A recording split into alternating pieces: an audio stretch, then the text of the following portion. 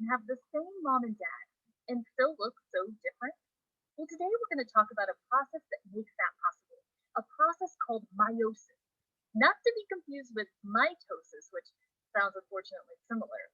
Mitosis makes identical body cells, like your skin cells and stomach cells.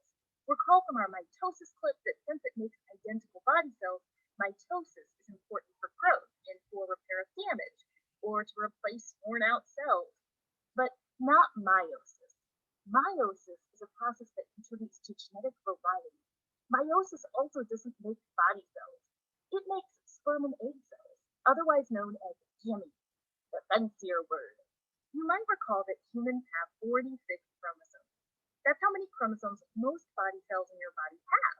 But there are some human cells that don't have 46 chromosomes. Human sperm cells and egg cells have 23 chromosomes. Why the number different? Well, if a sperm cell has 23 chromosomes and an egg cell has 23 chromosomes, when they come together, that makes 46 chromosomes. That will allow a newly formed fertilized egg to develop into a human. Meiosis is what we call a reduction division because you have a starting cell that has 46 chromosomes. And your ending cell, the sperm and egg cells, have only 23 chromosomes.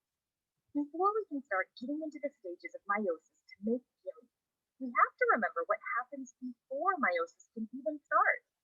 Actually, this also happens before mitosis. It's the stage known as interphase. If you remember interphase, it's when the cell is growing, it's replicating its DNA, it's carrying out cell processes, and just like mitosis, interphase happens before meiosis is even going to start. So the starting cell has 46 chromosomes, and you have to duplicate those chromosomes in interphase before meiosis starts. That basically means you are duplicating your DNA, since chromosomes are made of DNA and protein. Ready for the tricky part? Well, because we tend to count chromosomes by the number of centromeres present, when the 46 chromosomes duplicate, we still say there are 46 chromosomes, because the sister chromatids are still attached, and you're actually counting by centromeres. So 46 chromosomes here, they replicate in the interphase, and you still have 46 chromosomes in this picture. But you went from 46 to 92 chromatids. A little tricky there. We have a detailed video that explains these chromosome numbers before and after replicating in interphase that can be useful for meiosis. Okay, so interphase checklist done. Now we can move into meiosis. You might remember the mitosis stages PMAT. The P was for prophase, the M was for metaphase, the A for anaphase, and the T for telophase. And the good news is that in meiosis, you still use those terms. But because meiosis is actually a reduction division, you're going from 46 chromosomes to 23, which means you actually divide twice.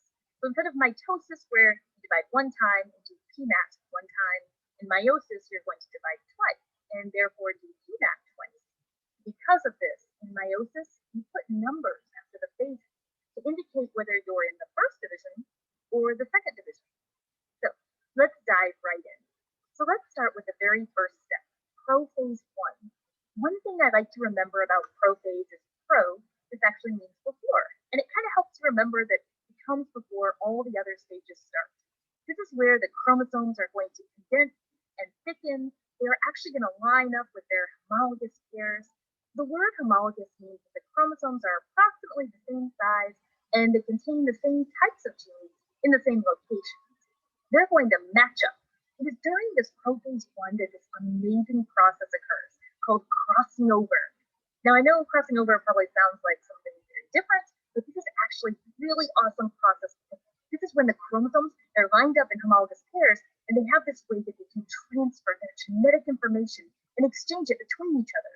It's kind of like these chromosomes hop over each other and they do a little genetic information exchange here.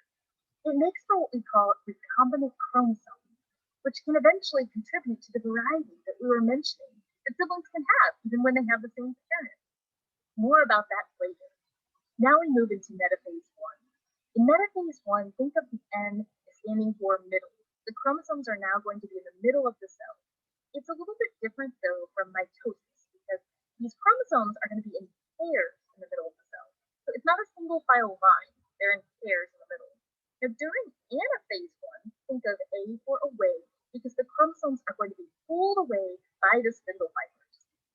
end with telophase 1, where you have two newly formed nuclei, and it becomes obvious that you're going to end meiosis 1 with two new cells. Cytokinesis follows with splitting the cytoplasm, but we're not done yet. On to meiosis 2.